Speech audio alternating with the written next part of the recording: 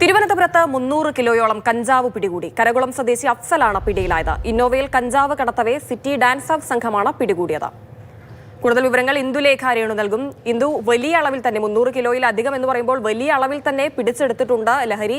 ഇതിപ്പോൾ ആരൊക്കെയാണ് ഇതിൽ പങ്കാളികൾ? ഒരാൾ മാത്രമാണോ പിടിയിലായിരിക്കുന്നത്? ഹിമ, വലിയ അളവിൽ തന്നെ ഒരു വലിയ കഞ്ചാവ് വേട്ട എന്ന് തന്നെ പറയാം. നമുക്കറിയാം, ഈ 2026 തുടങ്ങിയതിൽ പിന്നെ തിരുവനന്തപുരം ജില്ലയിൽ മാത്രമായി തന്നെ ഒരുപാട് കേസുകളാണ് ഇത്തരത്തിൽ റിപ്പോർട്ട് ചെയ്യപ്പെടുന്നത്. ഇതിപ്പം ഏകദേശം 300 കിലോയുടെ അടുത്ത് കഞ്ചാവാണ് പിടികൂടിയിരിക്കുന്നത്. കരകുളം സ്വദേശിയായിട്ടുള്ള അഫ്സലിനെയാണ് സിറ്റി ഡാൻസ് ഓഫ് സംഘം നിലവിൽ പിടികൂടിയിട്ടുള്ളത്. ഇന്നലെ വൈകുന്നേരത്തോടു കൂടി പാപ്പനംകോട് ജംഗ്ഷന് സമീപം ഒരു ഇന്നോവ ക്രിസ്റ്റ പാർക്ക് ചെയ്യുകയായിരുന്നു. വഴിയരികിലായിട്ട് കാറിന്റെ മുൻവശത്തെ ടയർ പഞ്ചറായ നിലയിലാണ്. അതുതന്നെയാവാം ആ വാഹനം അവിടെ നിർത്തിയിടാൻ കാരണമെന്നാണ് മനസ്സിലാക്കുന്നത്.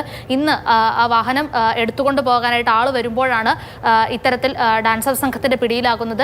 കഴിഞ്ഞ ഒരു മാസത്തോളമായിട്ട് ഏകദേശം ഈ പോലീസിന്റെ ഒരു നിരീക്ഷണത്തിൽ തന്നെയായിരുന്നു ഇത് കടത്തിയ ആൾ എന്ന് തന്നെ കരുതാം. കാരണം അത്തരത്തിലൊരു രഹസ്യ വിവരമായിരുന്നു ലഭിച്ചിരുന്നത്.